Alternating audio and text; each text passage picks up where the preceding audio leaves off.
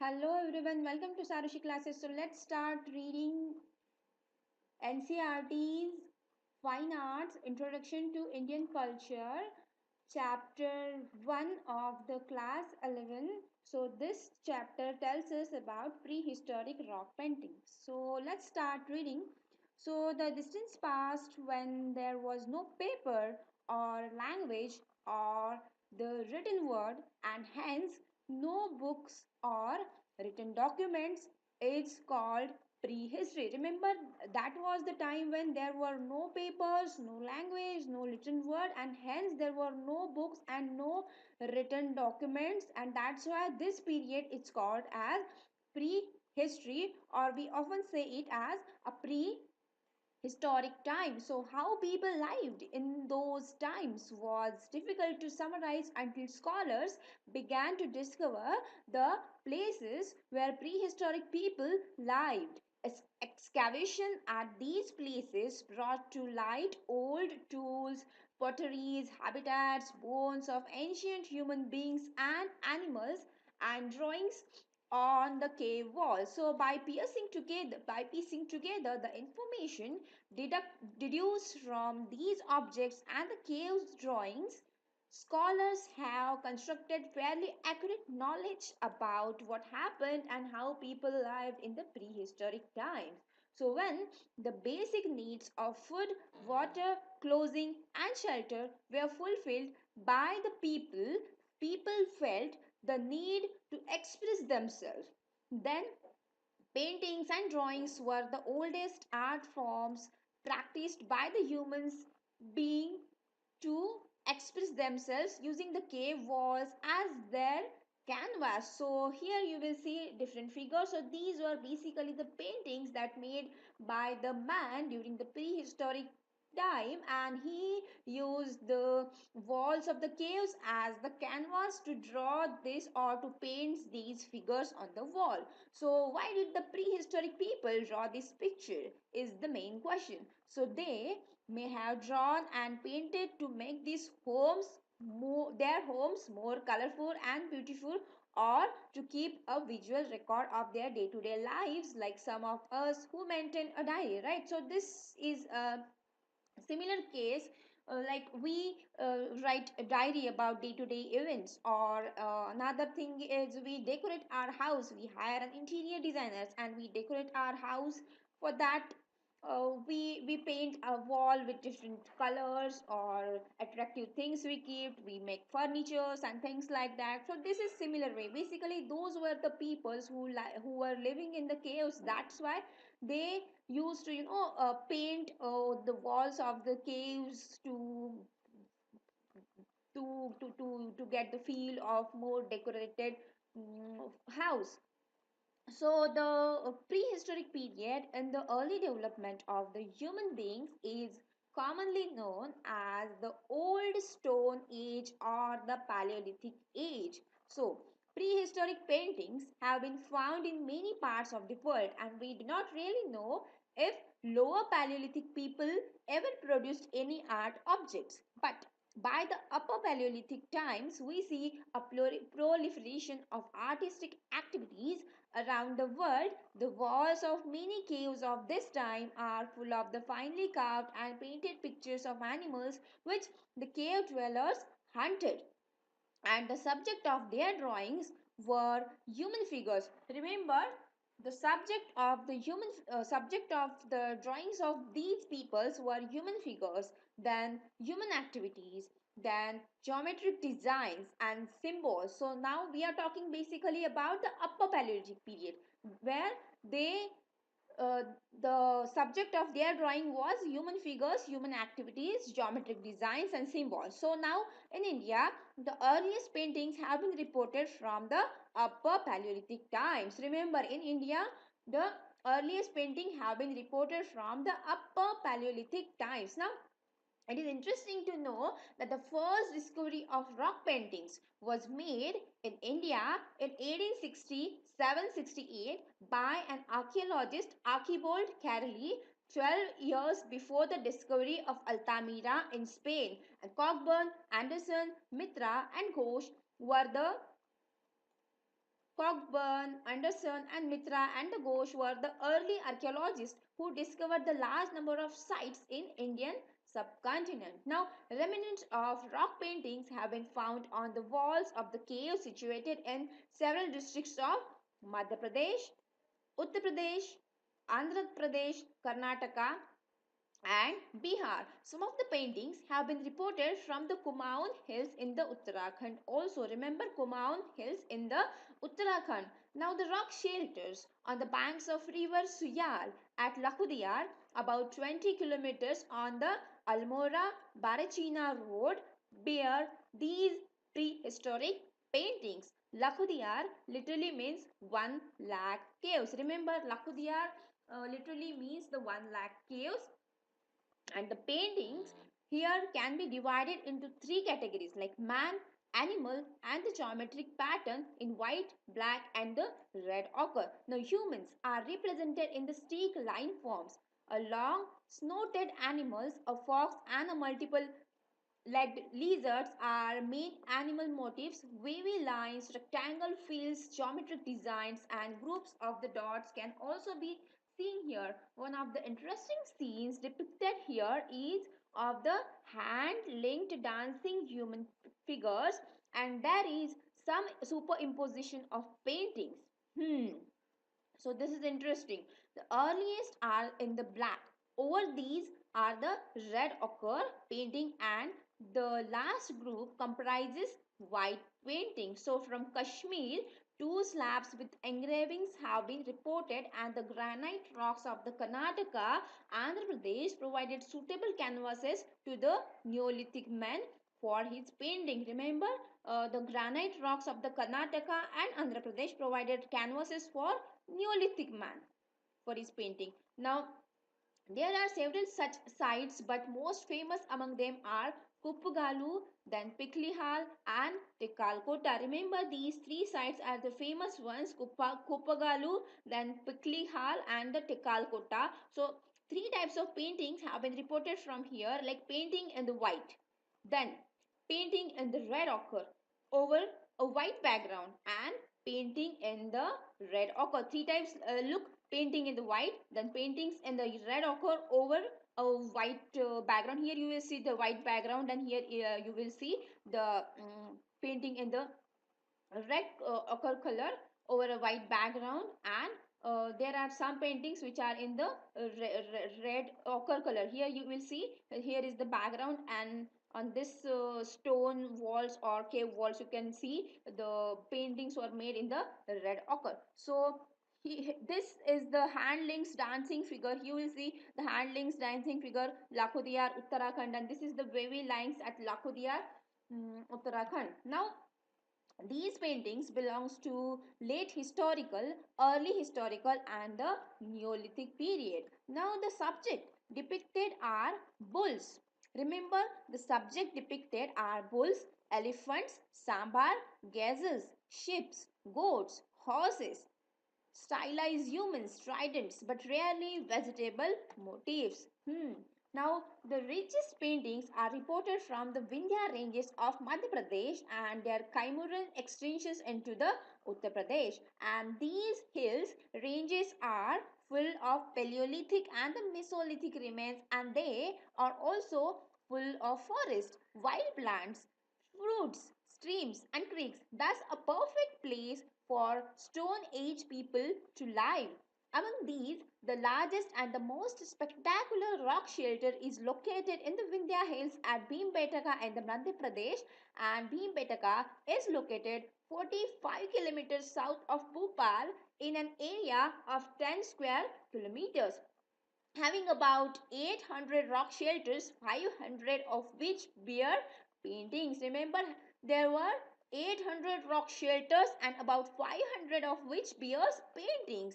Now, the caves of Bhimbetaka were discovered in 1957-58 by eminent archaeologist V.S. Wakankar, and later on the many more were discovered. So Wakankar spent several years in the surveying these inaccessible hills and jungles to study these paintings. Here is the cave. Here is the cave entrance. So here you will see giant cave entrance at the Bhimbetka, which is in the Madhya Pradesh. Now, the themes of the paintings found here are of great variety, ranging from mundane events of daily life in those times to the sacred and the royal images. So, these includes hunting, dancing, music, horse, elephant riders, animal fighting, honey collection, decoration of bodies, and the other household scenes. Now, the rock art of Bhimbetka has been classified into various groups on the basis of style, techniques, and superimposition.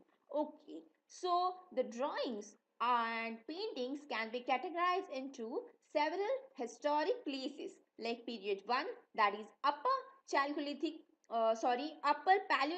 then period 2nd is Mesolithic, and the period 3rd is Chalcolithic. Remember, there were three periods like upper Paleolithic, then second is Mesolithic, and third is Chalcolithic. Now, after the third period, there are four successive periods, but we will confine ourselves here to only the first three phases. Like these three phases are, yes, upper Paleolithic, then Mesolithic, and then Chalcolithic. So here you will see another figure. So can you figure out what the artist is trying to depict in this painting? Here you can see, here we can see it's a kind of elephant, right? So here is the elephant, and here is the person sitting on the back of elephant. He is, I think, riding on the elephant.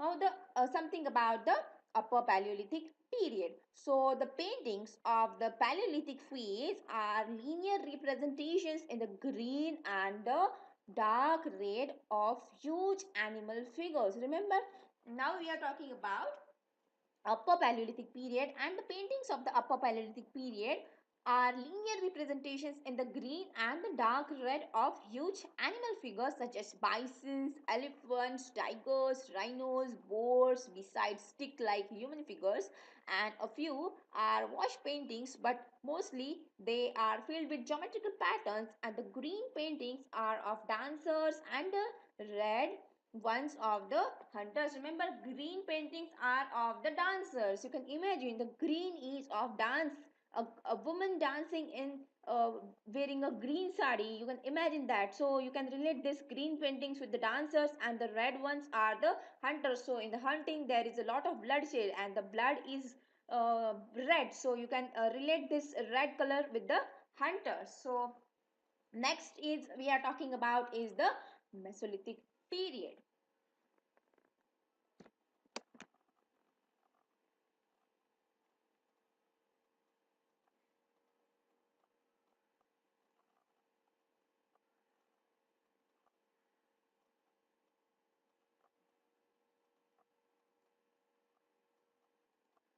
So let's start reading the Mesolithic period. So the largest number of paintings belong to period 2nd, that is Mesolithic period, covers the Mesolithic paintings during this period. The themes multiply by the paintings are smaller in size. Remember, the theme is here is mm, smaller in size, and hunting scenes are predominant, and the hunting scenes depict the people hunting in a group. Remember, this depicts these scenes depicts the people hunting in a groups armed with the barbed spears and pointed sticks and arrows and the bows. So in the some paintings, these primitive men are shown with the traps and the snares, probably to catch animals, and the hunters are shown wearing the simple clothes and ornaments. Sometimes men have been adorned with elaborate headdresses and sometimes painted with the mask also. Elephants, bison, tiger, boar, deer, antelope, leopard, panther, rhinoceros, fish, frogs, lizard, squirrel, and at times birds are also depicted. So the Mesolithic artists love to paint animals. In some pictures, animals are chasing males, and in others, they are being chased and hunted by males. So, some of the animal paintings, especially in the hunting scenes, shows a fear of animals, but many others shows a fears a feeling of tenderness and the love for them. So there are also a few engravings representing mainly animals. Though animals were painted in a naturalistic style, humans were depicted only in the stylistic manners, and women are painted both in nude and the clothed. So the young and the old equally find place in these paintings, and the children are painted running, jumping, and playing. So, community dances provide a common themes. There are paintings of people gathering fruits or honey from trees, and of women grinding and preparing food. Some of the pictures of men, women, and children seems to depict a sort of family life, and in many of the rock shelters, we find handprints, first piece prints, and dots made by the fingertips. So here you will see one of the few images only showing one animal. So here again an image of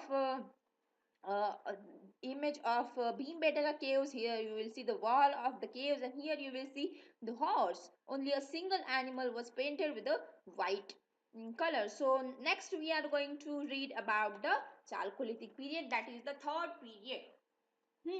So this period covers the Chalcolithic period, and the paintings of this period reveal the association, contact, and the mutual exchange of requirements of the cave dwellers of this area, which settled agriculture communities of the Malwa place. Means look at this, there were three phases: first, second, and third.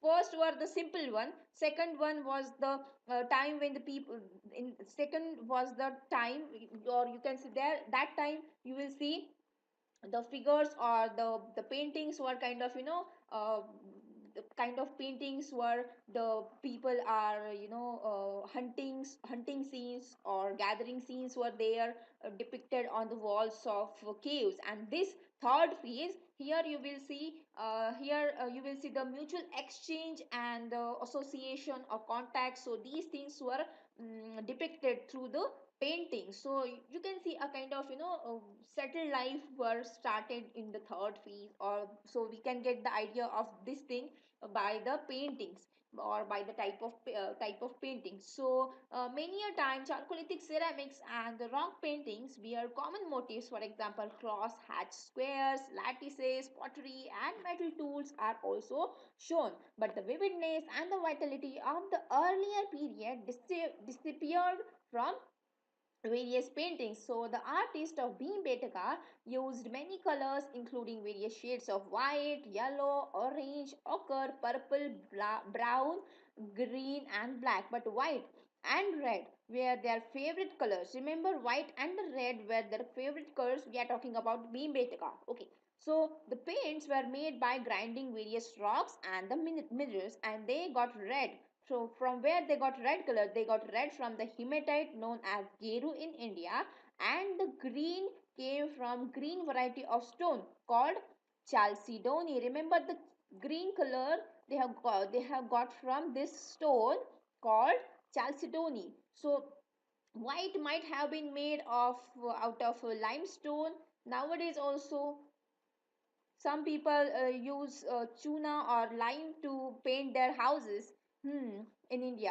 And the rock of minerals was first ground into the powder, and these may then have been mixed with the water and also with some thick or sticky substance such as animal fat or gum or resin from trees. Brushes were made of plant fibers. Remember, the brushes were made of plant fibers. What is amazing is that these colors have survived thousands of years of adverse weather conditions, and it is believed that the colors have remained intact because of chemical reactions of the oxide present on the surface of rocks.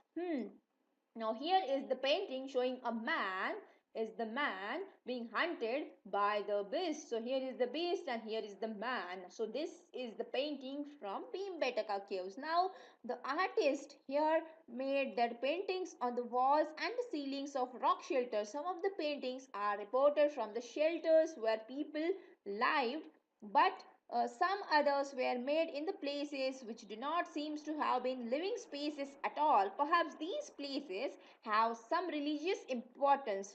So these places were of some religious importance. That's why people were not living, or you can say they were basically not living spaces, but these places were restricted for religious purposes. Now some of the most beautiful paintings are very high up on the rock shelters or close to the ceilings of the rock shelters, and one may wonder why early human beings chose to paint on a rock in such uncomfortable position. The paintings made at these places were perhaps for people to able to notice them from a distance. So this was the main purpose. Now the paintings, though from the remote past, do not lack pictorial quality despite various limitations such as acute working conditions, inadequate tools, materials, etc. There is a charm of simple rendering of scenes of the environment in which the artist lived, and the men shown in them appear adventurous and rejoicing in their lives, and the animals are shown more youthful and majestic that perhaps they actually were. And the primitive artist seems to possess an intrinsic passion for storytelling. These pictures depict in a dramatic way both men and animals engaged in the struggle for survival.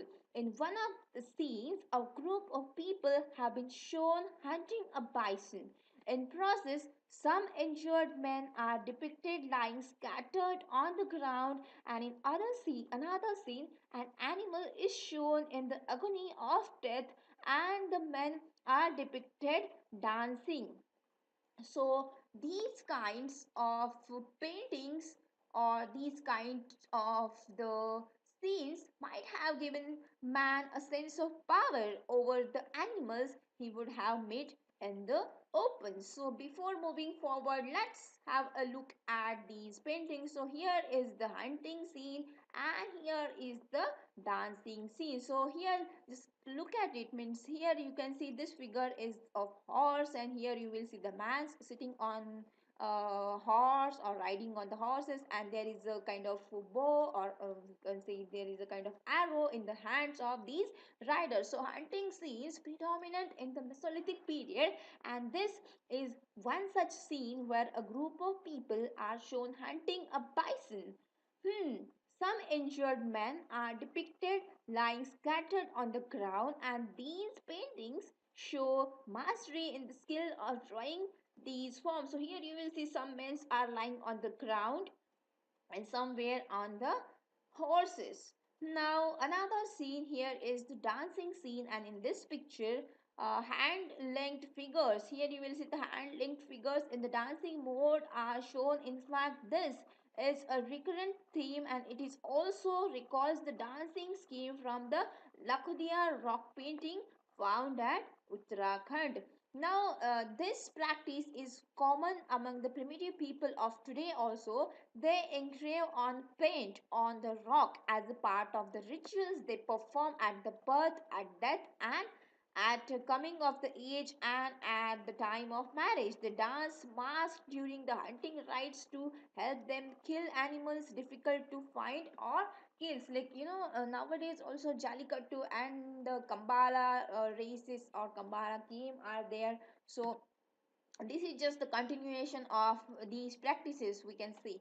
Then the paintings of individual animals show the mastery of skill of primitive artists in the drawing these forms. Both the proportion and the tonal effects have been realistically maintained in them, and it is interesting to note that at many rock art sites, often a new painting is painted on the top of older painting. At Bhimbetka in some places, there are as many as 20 layers of painting, one on the top of other. Why did the artist paint in the same place again and again? Maybe this was because the artist did not like his creation and painted another painting on the previous one, or some of the paintings and places were considered sacred or special, or there was because the area may have been used by different generations of people at different times. Now, these prehistoric paintings help us to understand about early human beings and their lifestyles, their food habits,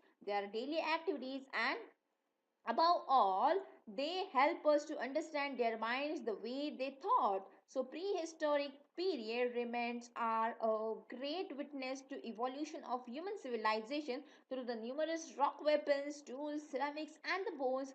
More than anything else, the rock paintings are the greatest wealth the primitive human beings of the period left behind. So with this we have come to an end of this chapter. Let's have a look of let's have a look at this map. This map is basically the map of the Indus Valley civilization. So here you will see a map of India, here is the Sri Lanka and here you will see the Nepal. So basically Indus Valley civilization is flourished in this part on the banks of river Indus, and here you will see the Afghanistan. So here is the present day Pakistan. So these are the sites.